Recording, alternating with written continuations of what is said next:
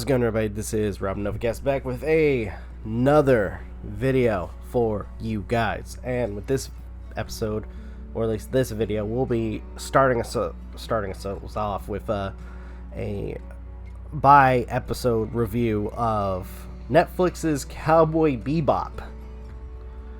Oh boy, and I know there's gonna be some hate towards this. I can say right off the bat, I know there's going to be some hate towards this. And let's be fair here. Can you really blame people for giving this hate? Especially since this is based on a very, very, very popular anime, which is, same title, Cowboy Bebop.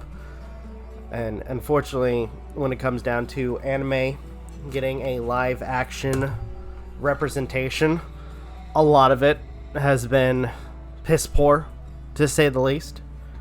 But all in all, this will be interesting to talk about. So yeah, Cowboy Bebop, the Netflix live action series.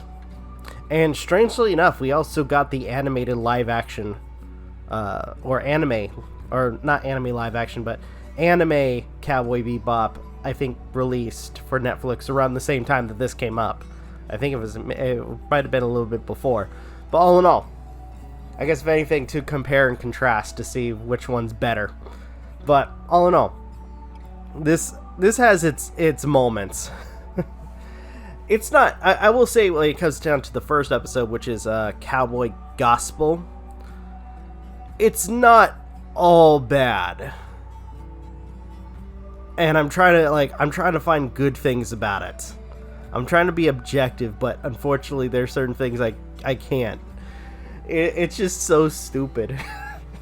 I guess if anything to briefly talk about, because it is a live action show. First of all, the opening. Honestly, I like how stylized the opening is, especially when it's, they decided to go close to what we've seen with the original anime, with its opener. As well as, I guess, to an extent, have moments of the show littered in the episode, or the episode's opening, to kind of give you previews of what's to come, which honestly I thought was pretty cool. I guess if anything, the designs of the ships, as well as some of the aesthetic that we've seen from the show being updated, or at least set up for live action, like the vehicles, the locations, it looks great. It really does. Now, I kind of feel like that this may end up being its own thing. This is an alternate universe where things play out differently to some extent. And I say this because it doesn't completely follow the show. For instance, Cowboy Gospel focuses more so on the Azimuth episode, or I think it was originally called Red Eye, where Spike ends up, going after this bounty or after this one guy and his girlfriend, who's technically or supposedly pregnant, and tries to hunt them down, or at least hunt down the boyfriend, in order to collect the bounty, which that doesn't work out. That's the basic plot line of that episode. Now, certain things they do differently, which I thought was kind of odd, was, for one, they introduced Phayn Valentine early. I believe we see her within a couple episodes after this supposed episode, or at least when it comes down to anime.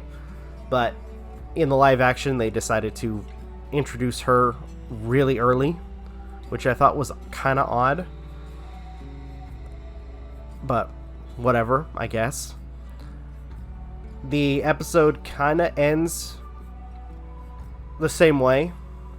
Actually, no, I take that back, because a character that is not even introduced, I don't want to spoil too much, but a character that is not introduced almost halfway till the end of the anime is immediately kind of pops up for the last bit of the episode to kind of set up a villain or potential threat, which I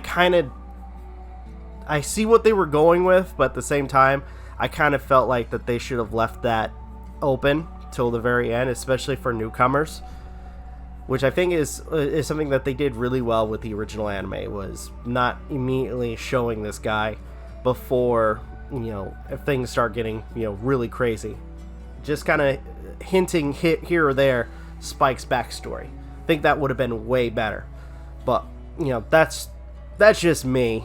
But there was this really interesting bit near the very beginning, and we do get to see basically how screwed over, or screwed, actually, if anything, how much Spike and our other bounty hunters get screwed over when it comes down to dealing with their bounties. There's a quick scene in this casino in space, which I thought was a really great setup for this episode on our characters. But other than that, as well as, again, the live action aesthetic of some of the vehicles as well as locations, I honestly don't know what to say about the rest. But all in all, I'm kind of intrigued at this moment. But unfortunately, I feel like this is going to be like Twilight, where I don't like it. And unfortunately, due to some irrational thing, I'm going to continue, or end up continuing to watch it, because I want to see it till the very end, no matter how bad it is. So, all in all, I will continue to do my daily, or not daily, but you get the idea, by episode reviews of this. The episode itself is about an hour, 45 minutes to an hour, so all in all, you'll get a lot out of it, for the most part. So, with that, I think I'm going to go ahead and end this video here. Thank you guys so much for watching. Truly appreciate it. Hopefully you guys enjoyed this review. If you guys can, please leave a like, comment, share, subscribe, all the good stuff.